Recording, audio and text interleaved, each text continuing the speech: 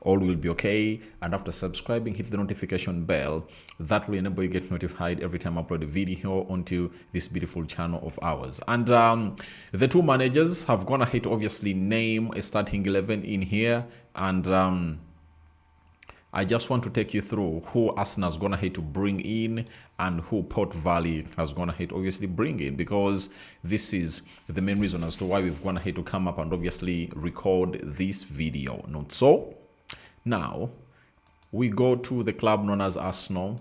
They are having Kepa Arrizabalaga gets his full Arsenal debut, and debuting competitively. That's it.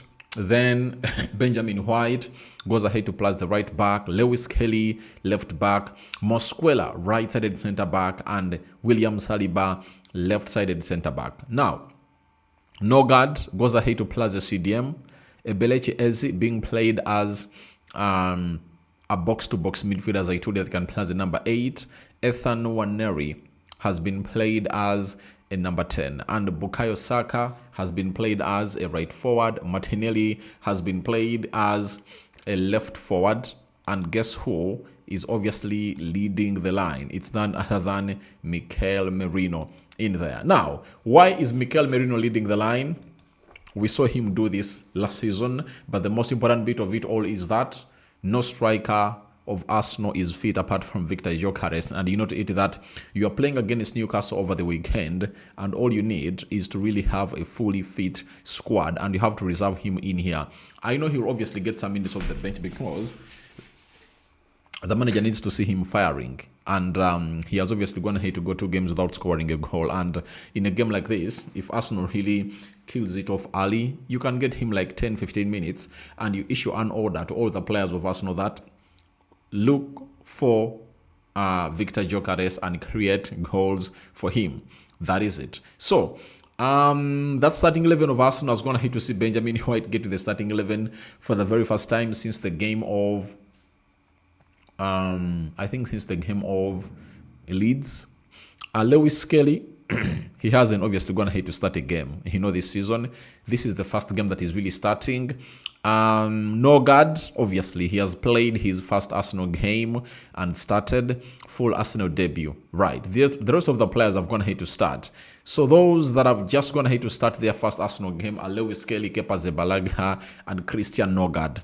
That is it. Then the manager has been really spot on, and he has gone ahead to play Eze as a 10, and I know that he needs to try out this because he wants to play Eze as a 10 in the game of Newcastle, and he wants to field Martinelli because Martinelli has been really playing very well. I told you how obsessed this manager is, but if I'm Mikel Arteta, there is no way I start him in that game of Newcastle. No way. He comes off the bench again. So Saka goes ahead to obviously get his start since he started against Leeds. And remember, in that game, he played, I think, 45 minutes. Were they even 45? He played like 60, and he got an injury. And he got off, but he returned towards the game of Man City. He played 45 minutes, and the manager is like, please, Saka, get in more minutes in your tank to prepare for the game of Newcastle because you need to be fully fit. William Saliba starts his second consecutive game after returning, and he missed out by on 2 games. And the manager was really like, he's okay, but he never featured in the game of Nottingham, neither in the game of Atletico Bilbao. But in the game of Man City, he featured predominantly and went ahead to put in a very huge shift altogether in there. Then let's go to Port Vale and see who they have gone ahead to bring on to obviously face the club of us. The system is 3-5-2, Gauchi in goal. Humphreys, he's playing as a right-sided. He's playing on the right side with a 3-man central defense. Sihal is playing on the left side of the 3-man central defense. Debra is playing at the center of the 3-man central defense. Then Lawrence, right wing back. Headley, left wing back. Then Crossdale, Hull, and Walters are playing in the midfield 3. Then Arakatis and Patton are the 2 forwards that are going to be attacking the side of Arsenal. If I come out and I tell you that I really know a lot about this team, I'll be lying. That is it. I know less about this team. There is nothing much I know about this team. That's why I'm like, oh, these players are novices to me and I don't know any of those. But never say never. Such teams can come up and really shock you because you cannot really have direct history with him and how they've been performing previously. But I understand the statistics team of Arsenal ever since they were drawn, because remember they were drawn to this fixture before we went to the international break.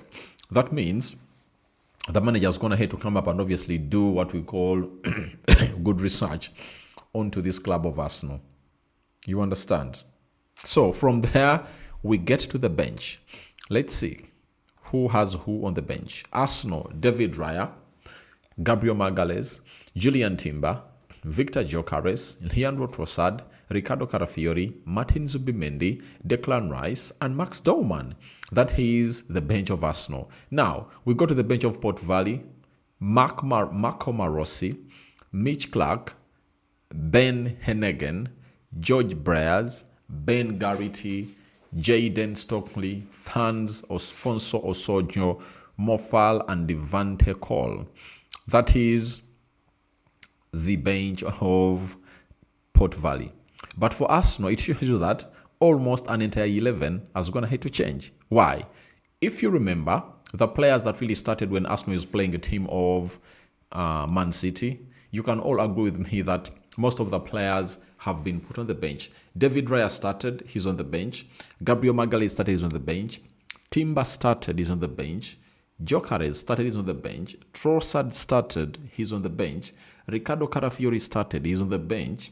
Martin Zubimendi started, he's on the bench. And even Declan Rice started, he's on the bench, meaning that the manager is going to have to make 8 changes and only 3 players have gone ahead to maintain their starting positions into that game. And we won't count Madueke. I think now they are 2 because Noni Madueke, the other, has found himself in a position of really being out of action. The other player that you can talk about is Saliba, has maintained his position into the starting 11 of Arsenal. So that is exactly what Arsenal has got for you into this particular fixture. But all they need is to win and really go to the next round. And the manager himself shows you the pressure of winning a trophy this season. You understand? Because if you start off with winning the Carabao Cup, because that's the first competition that you're obviously going to be playing in, whose final comes early before the Premier League comes to an end, FA Cup and the Champions League. That means to obviously have a lot of optimism from your fans, all you have to do is go ahead and win this game. Win this trophy, because you can win it late February, early March. You understand? That is it exactly. So it's really one of those moments that you have to look at and really understand that it's really one of those trophies that the manager really wants. And I know this season, Arsenal is obviously going to be going for every trophy. That's why the team they've gone ahead to field is going to cause a lot of problems. And I'll be shocked if Arsenal doesn't put close to 3 goals plus, past the side of Port Vale. I know I never went ahead to do what we call the match preview, so my prediction would have gone ahead to be 3-4-0 for the side of Arsenal. And Port Vale's win over Mansfield at the weekend kept the team out of the relegation zone in League One, meaning that this team is playing in League One and they are 20th. You understand? They're 19th. So I think Arsenal has to go ahead and really do the needful to see to it that all really goes on well into their favor. So we are into this game of football, and let's wait and see how things really pan out. But there is a stat that you need to read. In 1998, Arsenal needed a replay to see off Port Vale here on their most recent visit in 1998. And even then, it took penalties to do it. The Gunners went on to win that double that season. So Arsenal, when they knocked out Port Vale, they went ahead to win the FA Cup and the Premier League. That is 1998. 1990, 1997, 1998 season. That is it. So that is one of the stats that you need to know about Arsenal and Port Vale in there. So I want to know what your thoughts are exactly about this, and that will call you guys to go into the comment section and really talk to me a little bit, because I think I've spoken a lot about it. Now, we are having Adam Bate at Vale Park, where this game of football is going to be played. He's telling us that you really get a sense of what a special night is for Port Vale supporters under the lights. All the staff have a smile on their face in anticipation of a sellout crowd in excess of 16,000 people. And they can field close to 17,000 people for the very first time since the visit of Liverpool in 1999. Oh, it has been really long. So if they really sell out these tickets, I think that revenue will do a lot of job into their survival in League One. Mikel Arteta has not done them too many favors with that team selection of Arsenal, one that is high on attacking quality. After all, the talk of not taking the handbrake off, maybe the intention is to take those frustrations out of the League One opponents. So, obviously, they have to worry. And why should they worry? They should worry because this team known as Arsenal, you understand, has brought in all its A-class players, because even Max Dorman, who is really one of those that we love to watch, is on the bench. And all of those players can be fielded against a Premier League side. And that team that Arteta's going to hate to name can be fielded against any Premier League side, if you really need to know that. So let's wait and see how that pans out. We are obviously going to be heading into what we call your questions into the live chat and your reactions. But Redknapp has said he works with Sky Sport. I can't lie. I'm really surprised to see Saka start, considering he has had a hamstring injury. It feels like a risk. If he breaks down again, I guess he needs minutes. I get that. In a game like this, to risk him, I think you have to be so careful because he's so important. Now, I understand his opinion, but the lad is running from injury, and all he needs is what? He needs playing time and even getting his confidence back. And how do you do that? Field him into this game of football where he can come up and obviously score a goal or create an assist, such that his GA goes ahead to increase. And the more his GA increases, the more his confidence really builds. And Roy Keane has said Arsenal need to gamble more if they are to beat Liverpool to the Premier League title. That's what he's really saying. Now, I'm like, why do people think that Arsenal really need to really do a lot to obviously beat Liverpool? Do you know why people are saying like that? Liverpool has played only Arsenal. You understand? But Arsenal has played Man City. Arsenal has played Man United. Arsenal is playing Newcastle, and Liverpool played Newcastle.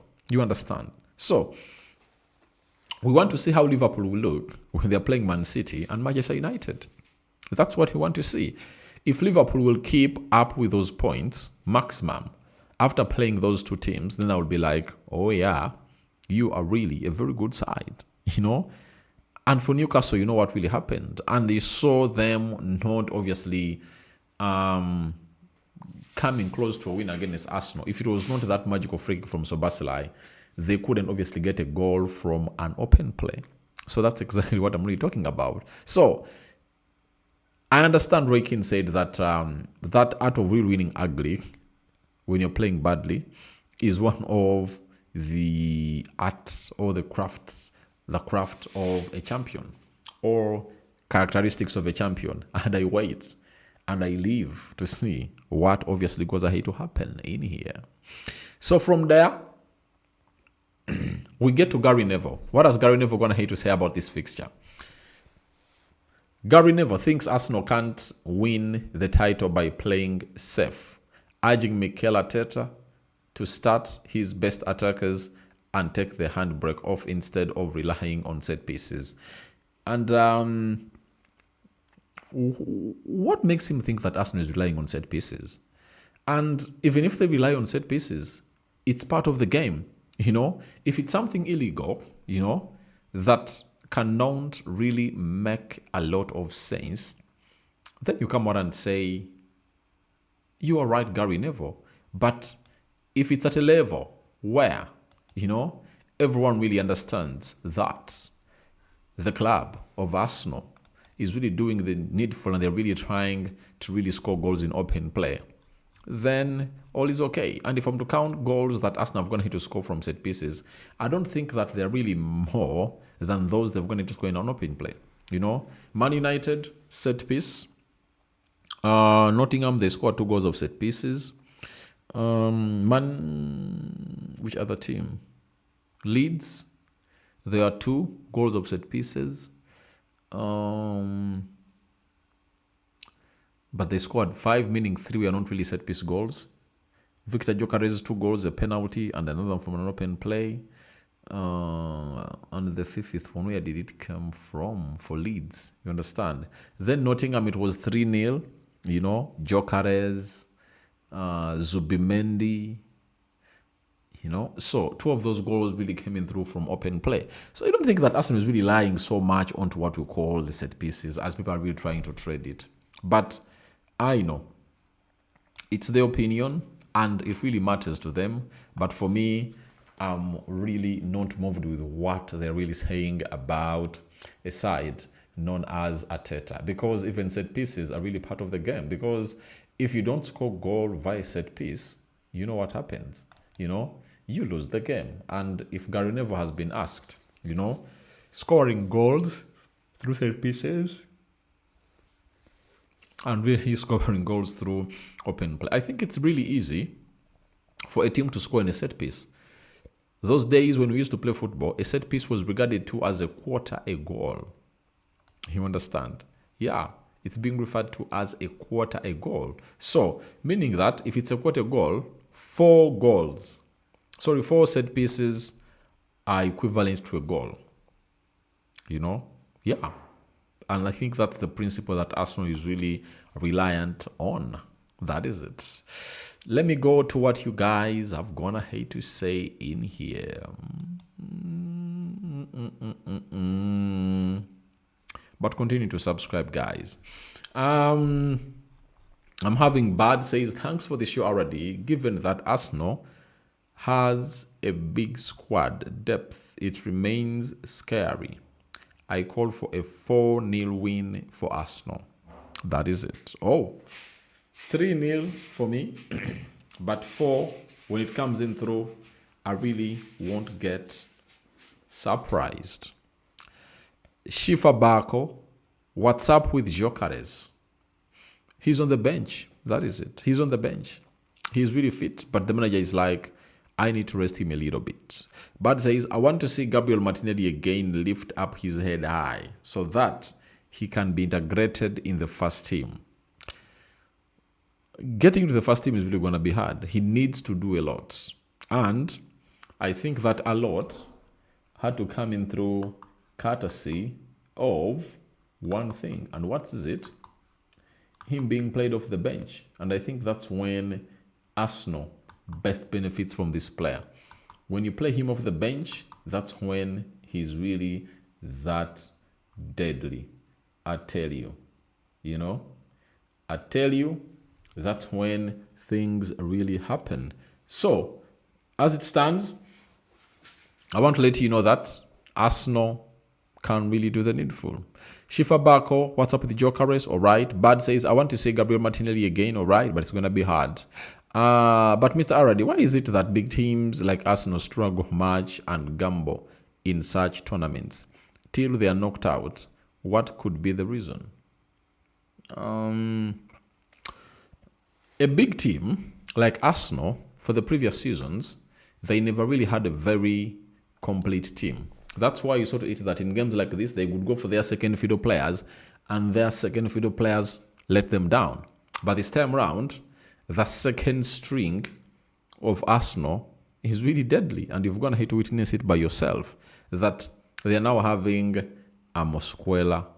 Ben White, who used to be a starter, is now in the second 11. Lewis Kelly, who was a starter all season, he's now a second player, a second choice player. Even now they will have the allowance to play Saliba, Nogard, Eze, Waneri. You understand? So a lot was really happening, but it's really one of those moments that Arsenal can really embrace, especially into their signings they've got a hate to make. And with 8 players brought on at the club of Arsenal, I tell you, they're really looking good. And a sign out for now. See you later. My prediction is 3-0 for the club of Arsenal. We'll return after the final whistle really blows with what we call the match reaction. For everyone who has been part of the live chat, thank you. Good night.